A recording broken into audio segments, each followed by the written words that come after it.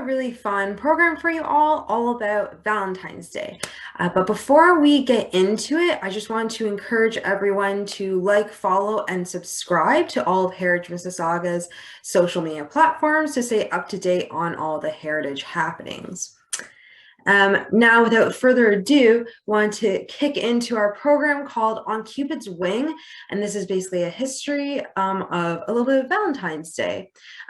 So when I was, getting into all of this, I was thinking to myself, what comes to my mind when I think of Valentine's Day?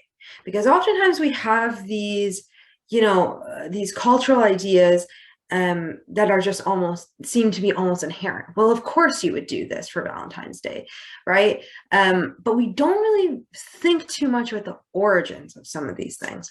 So I was thinking of things. I was thinking of Cupid and hearts and chocolates. Although for me, my favorite is candy, so I include candies too.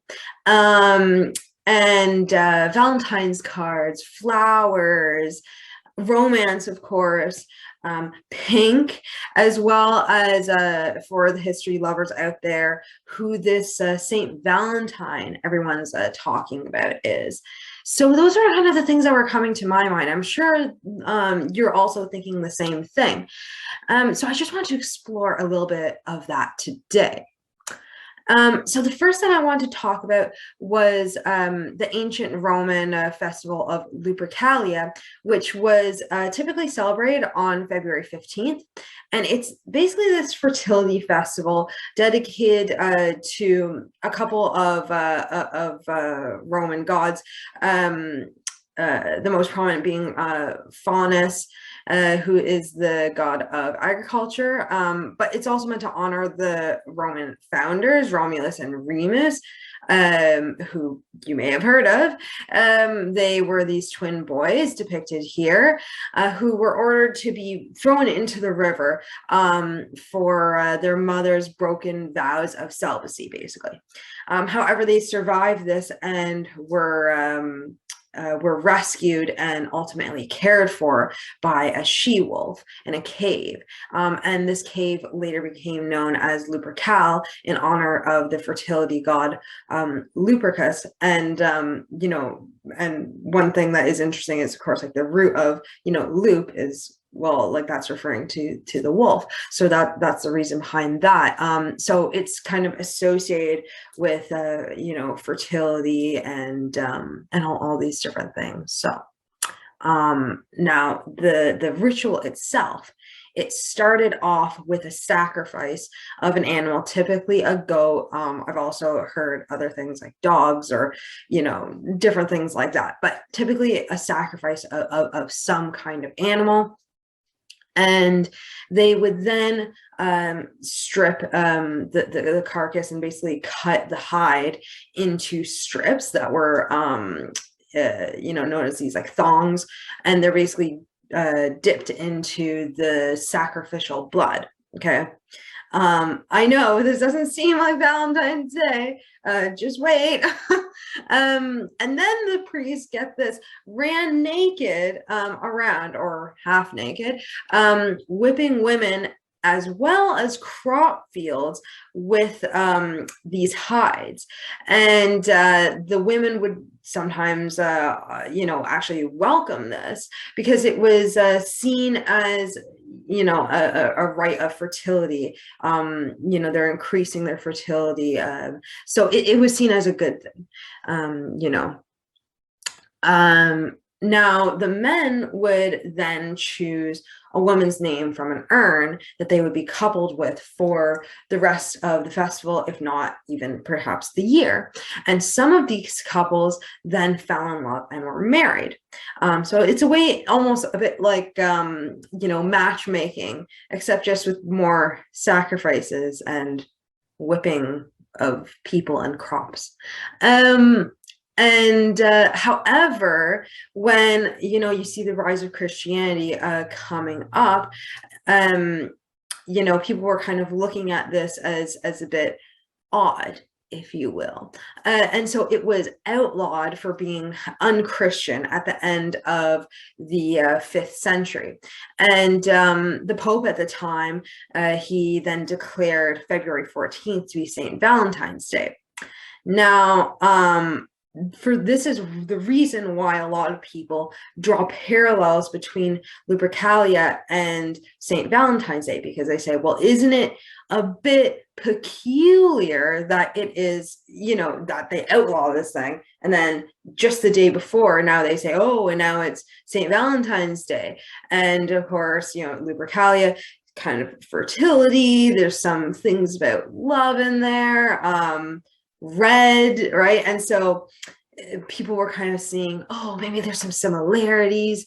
Other people just think it's a coincidence, but nonetheless, this is kind of a persisting legend as to the origins of Valentine's Day. However, I will say that in the beginning of Valentine's Day, it wasn't really necessarily associated that much with romance. Like, it was more about Saint Valentine. So this leads me into who was Saint Valentine. And there's multiple legends, and to be honest, it's very hard for us to really pinpoint down a lot of these things. And a lot of the legends, are retellings that happened much later. And so you kind of question the authenticity of these things. So it's really up to you what you want to believe.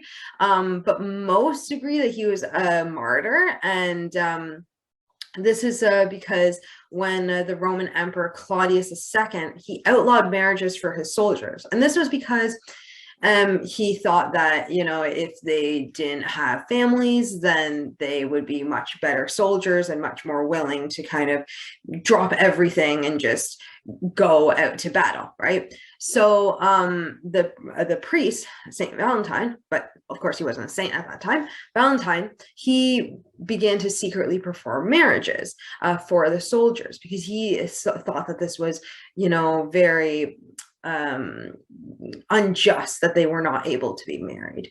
And anyway, so Saint Valentine was found out, and then Claudius ordered his death, his execution. Now, another legend suggests that Valentine was actually executed for attempting to help Christians escape the harsh kind of Roman prisons. And in so doing, he himself ended up in one of those prisons. And before his death, he basically started to fall in love with this girl, and he would write her letters from prison, signed from your Valentine.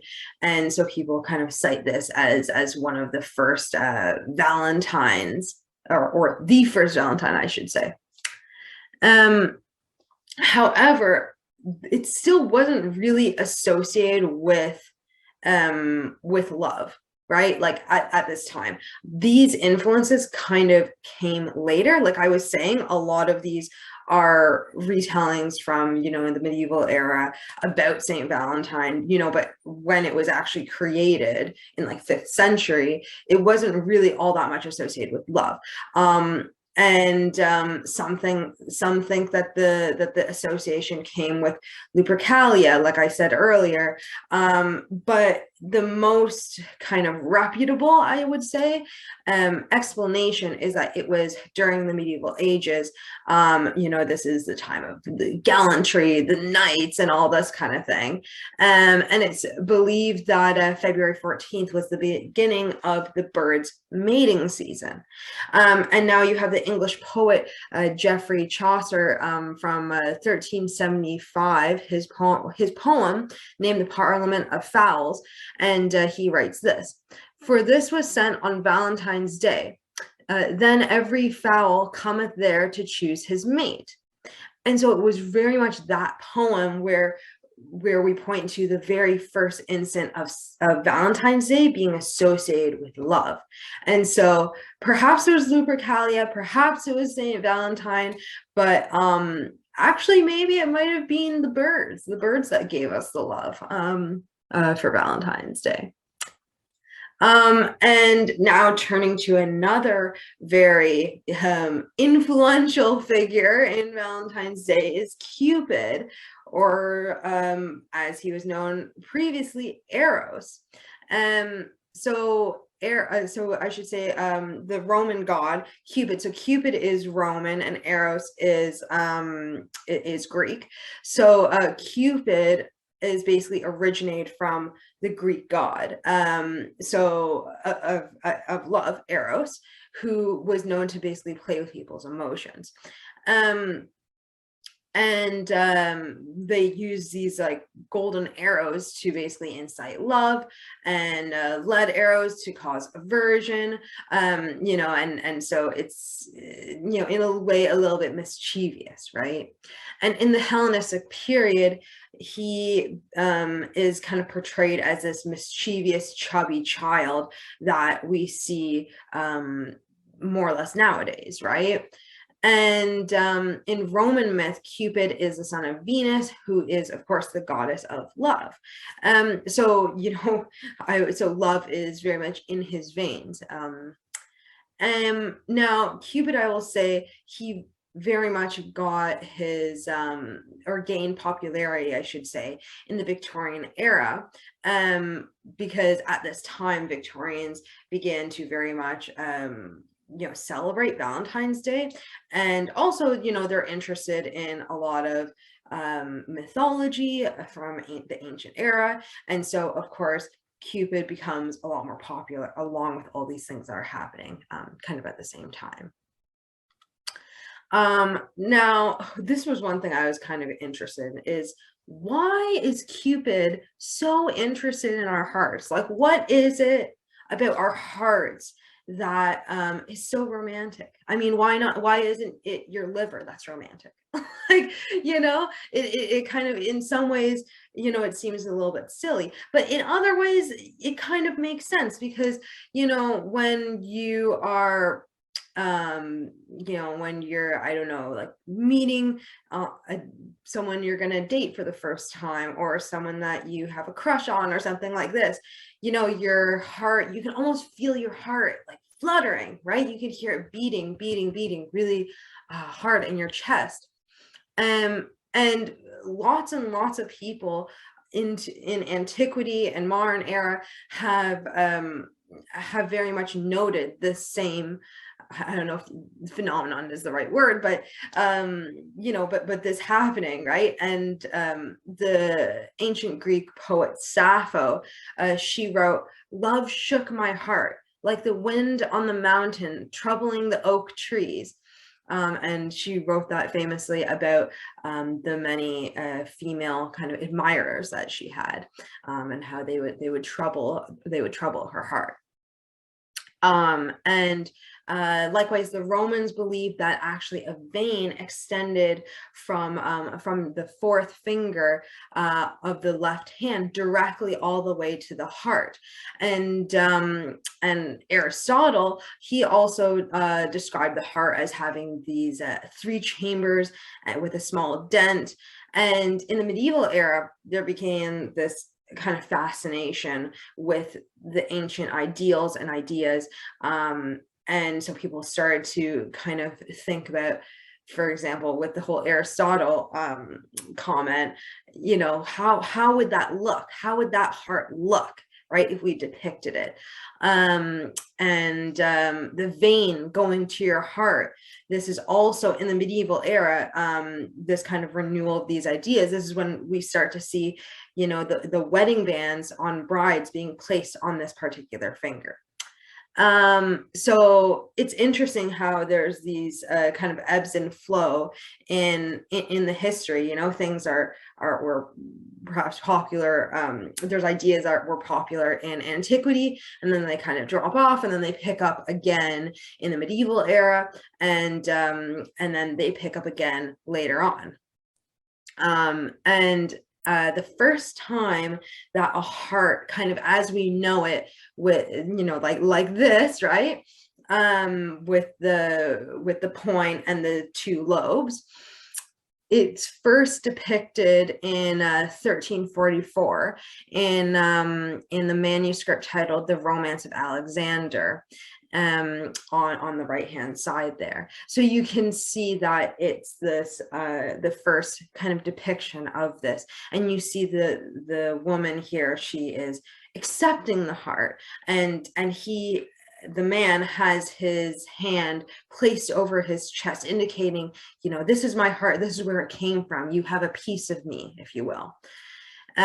So, you know, so a lot of these romantic ideas are becoming very popular in the medieval era. And I will say that hearts really only spread from there. You see them in pages of manuscripts, coats of arms, playing cards, sword handles, engravings, jewelry, and a bit later in the Victorian era, Valentines. And and I love this one image on the top left of women, you know, catching these flying hearts, which is also from the medieval era, but I just love that. And then also, if you notice, there's this kind of heart of Christ imagery as well, that's also seen around this era. So, you know, hearts are just very popular at this point, and they really never stopped being popular fairly. And so we follow the hearts into the Valentine's cards, where they were quite popular. In the 18th century, you know, lovers would often exchange small tokens of affection. And in the 1840s, Esther Howland, she is known as the mother of the Valentine. And this is because she begins to sell the first ever mass-produced Valentines in America. And her cards have, you know, real lace, ribbons, colorful pictures, things like this. And in 1900, or by 1900, I should say, there is much cheaper postage, as well as improvements in printing technology. So the cards themselves are just going to be cheaper, and then it's going to be cheaper to, you know, send them in the mail, more reliable, things like that, to send them in the mail by post. And so, you know, it became something that was much more widely accessible to, you know, everyday people like you and me. And I should say, nowadays Valentine's is the second largest card sending holiday of the year. I don't know if you can guess what the first one is. It is, of course, Christmas, as we all know. That's not a shocker. Another interesting Valentine is the vinegar Valentine, actually. I don't know if anyone's ever heard of this, but this became popular in the 19th century. And they were these cards that were anonymously sent to basically insult the recipient based on their, you know, physical attributes, their character, their morality. There is one on the left-hand side here that reads, "To my Valentine, 'tis a lemon that I hand you and bid you skidoo, because I love another, there is no chance for you." So they were quite witty and fun, although some of them were actually quite vulgar, and the postmasters would actually confiscate them because they deemed them to be too vulgar to actually send through the post. Suffragettes were a common target for vinegar Valentines because of their supposed moral failings, according to people who were opposed to the movement. And today, very few of these survive, which, to be fair, isn't unreasonable, because I am guessing if you got a vinegar Valentine today, you probably wouldn't want to keep it, because you would be kind of thinking, well, you know, I don't want to keep this thing that's insulting me. So, you know, you'd rip it up, you'd burn it, you'd throw it in the trash, right? So not very many survive today, unfortunately, because they are quite fun to look at, I must say. Now we can look at some, Valentines closer to home.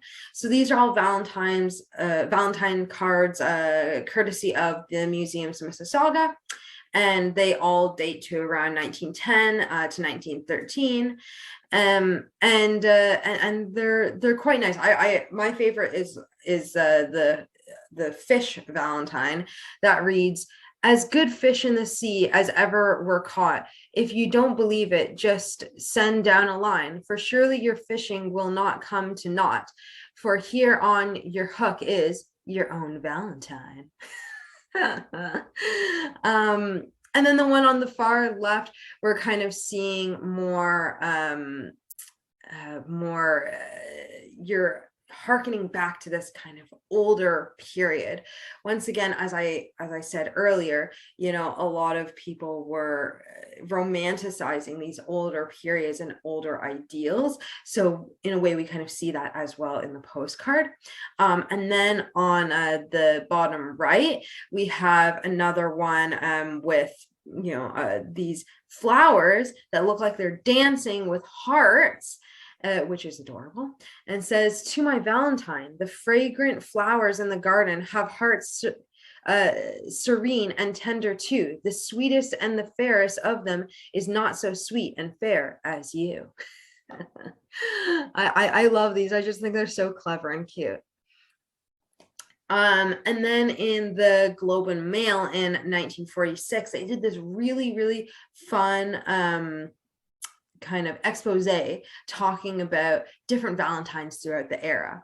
So they pull up this one Valentine here on the far left as being the oldest Valentine perhaps in all of Canada, which was submitted to a contest in 1940, and at that time had been in their family for 230 years.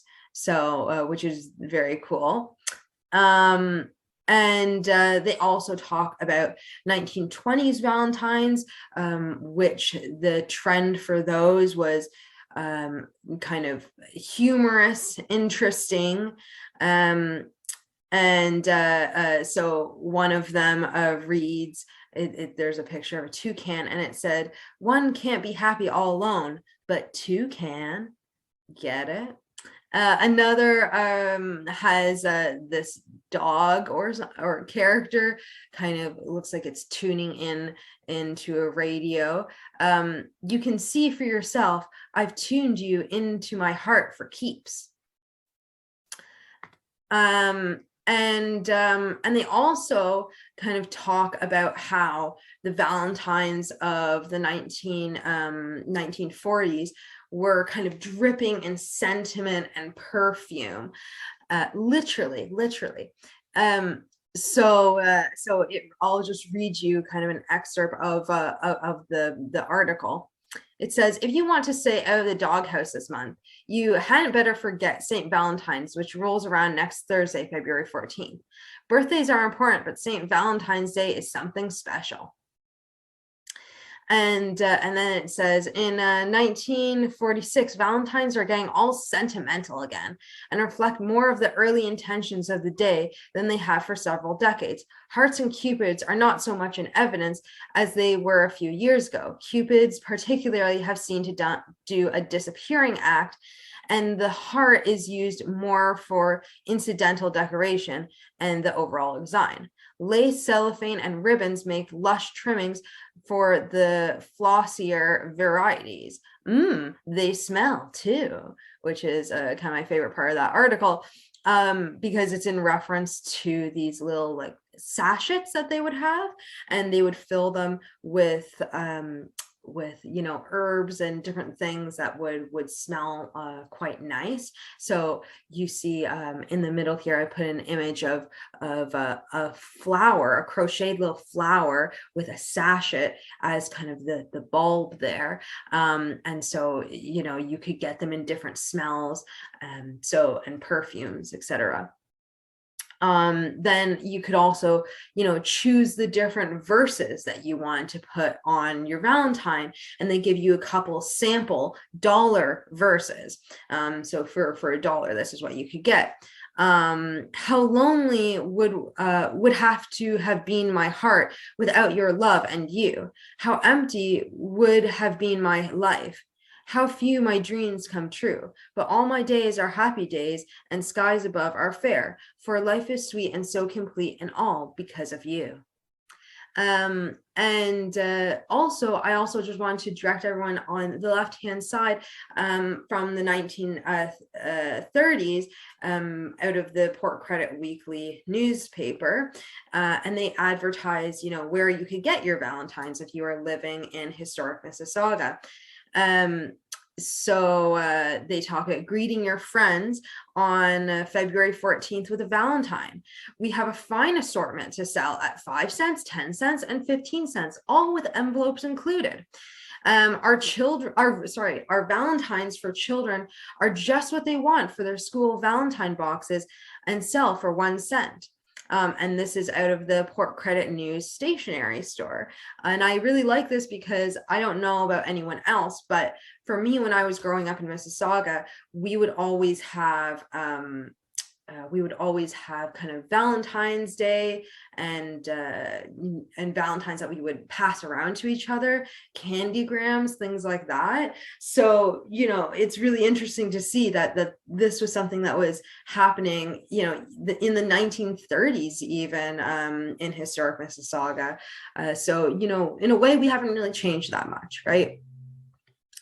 And then you could also get some thrifty Valentines, because you didn't want to be left like this chap on the left-hand side in this comic strip.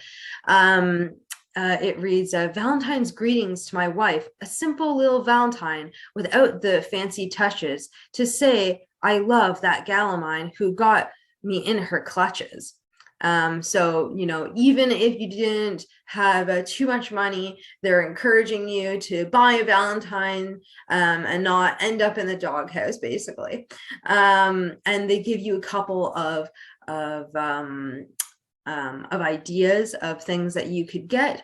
The one on the left is for $1, and it's 8 by 10 inches, has real lace bordering, and a sweet selling sachet of carnations and spice. It even comes with a box.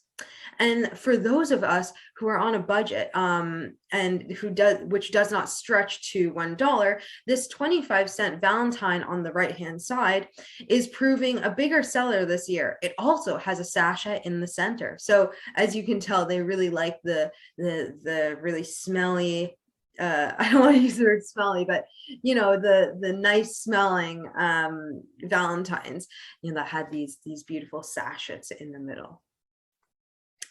And of course, Valentine's Day would not be complete without flowers and chocolates. If you give a Valentine, that's typically what I would think would accompany the Valentine is, perhaps a bouquet and perhaps a box of chocolates.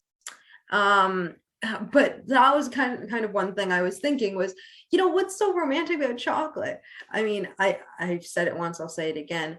I'm more of a candy person, more of a, the gummies and stuff like that. Everyone knows, all my friends know I have a really bad sweet tooth for gummies. So I'm not necessarily a chocolate person, but why is it that we always think chocolate? What's so special about the chocolate? And there's a very long history of chocolate, which is fascinating. And I'm just going to touch on some key points. But be sure to look this up more if you're interested in it. The chocolates, they date back to the ancient Mayans, who made this really thick and frothy chocolate drink with chili peppers, honey, or water. And chocolate was actually considered an aphrodisiac food since the Aztecs.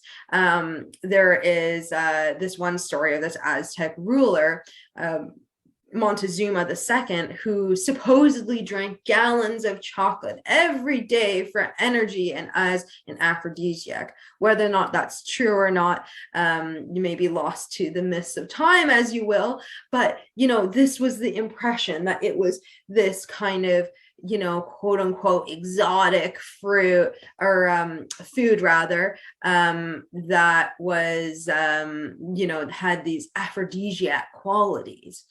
Um, and it was said to inflame the desires and make lovers open to romance. And the cacao was actually very popular among the Aztecs as well, because it was thought to be actually given from their gods, and to be much more valuable than even gold. And now fast forward to the Spanish conquistadors that went into those regions as colonizers. And they brought back this hot chocolate to Spain in the 1500s. And so this was enjoyed by the European elites, mainly Spanish and French, who then added sugar and other spices to kind of fit their own palates. Now, as you all know, we are here in Canada, in the British Commonwealth. And so it was very interesting to me to discover that actually in Britain, there was an initial aversion to chocolate because it was seen as too foreign. That's something that the Spanish and the French do, not us, right? So there was a bit of an aversion. But it was eventually adopted in the 17th century. And this is because of these chocolate houses that were very popular amongst the elites and the nobles, because they believed that the chocolate was this miracle food. And now the English began to translate the writings of some French and Spanish writers who had written about chocolate, such as the Spanish doctor Antonio Ledesma, who wrote that chocolate will make old women young and fresh, create new motions of the flesh, and cause them long for you know what, if they but taste of chocolate. So, whether or not these things were true, it doesn't really matter because they believe that it was true. And ultimately it's a marketing ploy is more or less what it is. But you can imagine if you were this British elite and you're hearing this for the first time, because remember, prior to this, it would have been in more foreign languages, more of a foreign thing, but then they begin to be translated and brought to England. And so you start hearing about this chocolate. What is this thing? It's interesting. It's new. It helps with love. And you say, well, I want help with love. And so therefore, let me buy some chocolate, right? Now, the chocolate houses, there was one in particular that was very, very famous, known as Mrs. White's Chocolate House, which was established around 1639. And it was known as this place for all accounts of gallantry, pleasure, and entertainment. So we can see that there's a connection now between the chocolate and this, eliteness, this, pleasure and gallantry. So it becomes kind of seen as this very special thing. It's not just like any other candy. It's this really special, indulgent thing. And so stories of its aphrodisiac powers spread, resulting in the European elite often giving their lovers chocolates as little gifts. Now, fast forward to the 19th century, we have Valentine's Day becoming much more popular in the Victorian era into the Edwardian era. And at the same time, inventions are made surrounding chocolate, which ends up making them far more accessible to the masses. So, really all these advances and commercializations, they really happen right at the right time. In 1847, the British chocolatier J.S. Fry and Sons created the first chocolate bar. And in 1876, the Swiss chocolatier Daniel Peter, who was part of Nestle, he created milk chocolate. And in 1879, the Swiss chocolatier Rudolf Lindt, of course, mixed and adulterated chocolate, giving it this kind of smooth, almost melt in your mouth consistency. And in 1861, Richard Cadbury of Cadbury, as we all know, packaged his chocolates in these heart-shaped boxes that he would he would kind of design himself, and they would include cupids and rosebuds and hearts, and he marketed them as these memento boxes for love letters. So when you finished eating the chocolates, then you could save it and you could keep your love letters in it. So there's this association with the chocolates and love. Okay. And then I also wanted to show you another ad that we see out of the Port Credit Weekly newspaper from 1957. Which talks about, get your Valentine for her, homemade candies, a complete selection of chocolates, attractively boxed. And we see this box with the heart, with the bows, the ribbons, the lace. So this is, you very much see this association with the chocolate and the romance and Valentine's Day. And this was on originally located on Lakeshore Road, which is quite fun. And now the other half of our equation is the flowers. And once again, why flowers? I mean, I love flowers, but why flowers in particular to Valentine's Day? What's so romantic about them, right? Well, as we all remember, well, hopefully you remember, you have Venus, who is the goddess of love. And she thought that, well, roses were her favorite flower because she believed that they stood for strong emotions. And there is this Persian custom of giving flowers, which was adopted by Charles II of Spain in the 18th century, and therefore it began to spread across Europe. And by the Victorian era, gifting flowers was pretty common, especially roses, especially because it was a way to give nonverbal messages, harkening back to Venus's comment about how they're standing for these strong emotions, her thoughts around that. The Victorians, they loved all their secret messages and things, because if you think about it, if you have two people who really like each other, right, they don't really want to break decorum by actually coming out and say, hey, I like you. Hey, I love you, right? That's seen as kind of a no-no. You just don't do that. But instead, the flowers would adorn the women's hair, their clothing, the men's suits, Valentines, and it was a way to subtly tell someone what you thought of them without ever having to open your mouth, right? And on the right-hand side here is an image of Queen Victoria and Prince Albert. And Prince Albert is, picking an individual flower from her bouquet.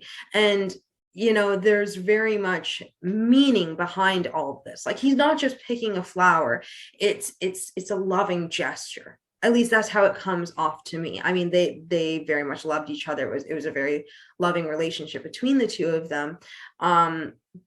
But you can see, flowers in this image are very important. You see it on her dress, on his suit, in her hair, with the bouquet off to the side. There's one, and it's all part of this, right? Of the looking longingly into each other's eyes.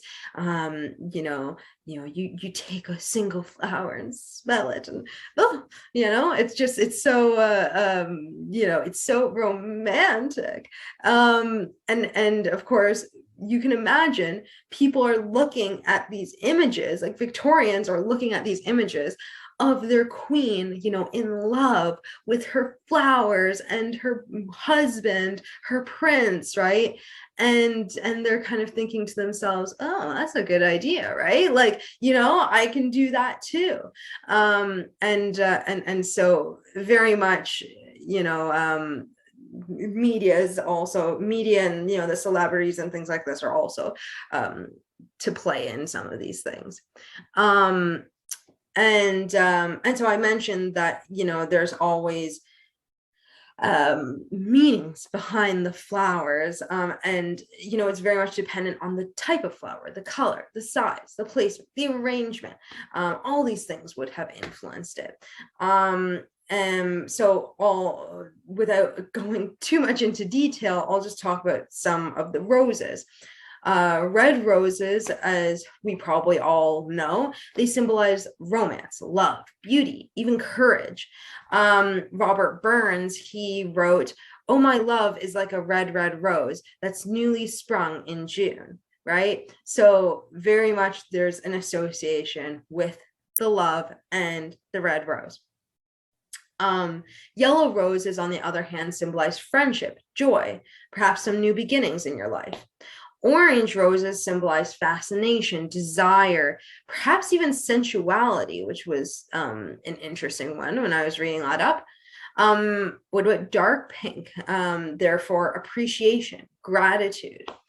Whereas light pink, as we see here, symbolize more admiration, or even sympathy. White roses symbolize this kind of innocence and purity of soul. And so if you've ever been to, for example, a wedding and you see, the flower girls, a lot of times they have little white rosebuds, because it's symbolizing this innocence and this purity. So, a lot of these we can understand from our own lives. We've probably seen a lot of these in action. But of course, the Victorians, they very much, they paid attention to all of these things. So if you saw, a woman with a red rose on, you have an idea about what they could be thinking without the person ever having to have said it. So for that reason, they were very much used by by lovers to kind of send these messages, if you will. And what about flowers in historic Mississauga? Well, you could get them at a variety of different places. The most popular of which that I've seen is the Cooksville Floral Company, as well as the J.T. Walker and Sons Company. So we have a few examples here of the ads that you would have seen at the time, and they would say stuff like, we have a plentiful supply of choice spring flowers for this popular occasion, flowers for the table and corsages to wear. Another one talks about all the different flowers that they offer. So it's not just roses. They talk about daffodils, tulips, snapdragons, stalks, marigolds, roses, carnations, violets, and all different types. And then the J.T. Walker and Sons Company from Cooksville talks about how our greenhouse is a riot of beauty with flowers awaiting your selection for your Valentine. Come in and make your selection today. We make deliveries anywhere on Valentine's Day. So some very fun and interesting things that were happening, and right here in our city that you could have gotten for your own Valentine.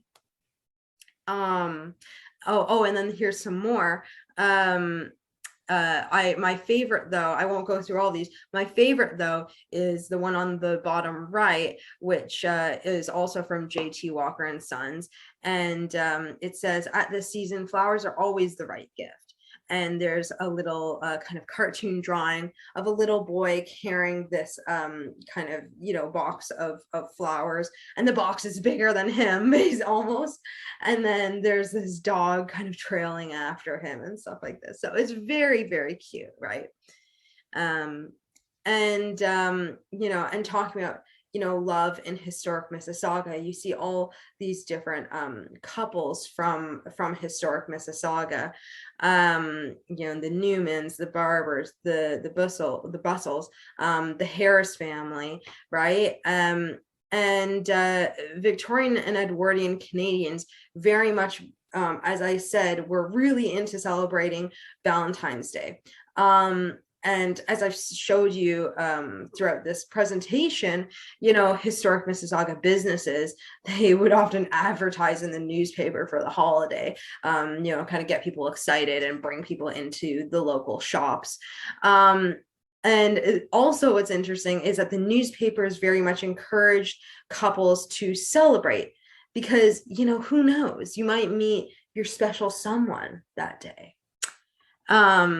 Now on in terms of the things that you could do, well, one newspaper article talks about and this Valentine's Day that they're referring to was on a leap year. So they say, "Yes, boys, you had better be careful and watch your step on Friday.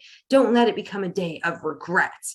Time was centuries ago when a single man wasn't safe on this day, particularly when it came to a leap year. History repeats itself, we are told. Anyways, you can't say we didn't warn you. Better be safe than sorry." So, you better participate, and you better, ask your date out, perhaps to the Eucharin dance that was held in 1936 at the Toronto Township Red Cross Society. Or perhaps the Valentine's dance, which was at the YMCA Hostess Club, with music by the Rhythm Rascals. And then this other one is a Valentine's tea. So, lots of different things that people could have gone to and done at that time. One that I found, because a lot of these, they list these things happening, but then they don't really talk about what actually happened on those during those activities, I should say. But one did. So, and I tracked it down. So it's this Valentine's tea and bake sale at the Trinity Anglican Church in 1945. And there's an image of that church there. And the next week they do a write-up on what happened. And so they talk about how there's a very substantial turnout, and there was a large sum of money that was raised, which will be turned over to the chancel guide to be used towards the purchase of a vacuum cleaner.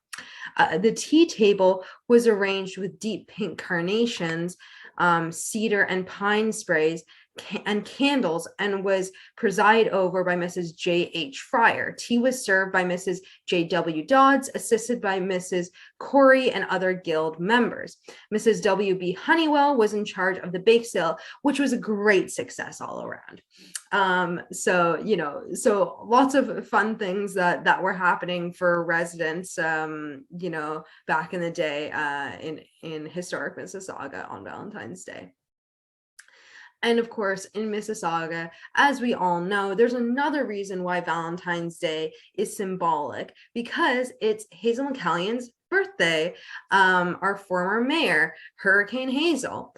And as some of you may know, on until I believe the end of February is an exhibit on in Erin Mills Town Center near the bay on the lower level, all about the life of the great Hazel McCallion.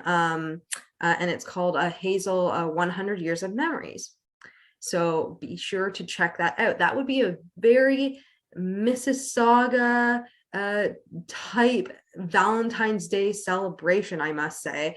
If for Valentine's Day everyone went to the Hazel and Kellyanne exhibit, it's great. You guys gotta check it out. It's really great.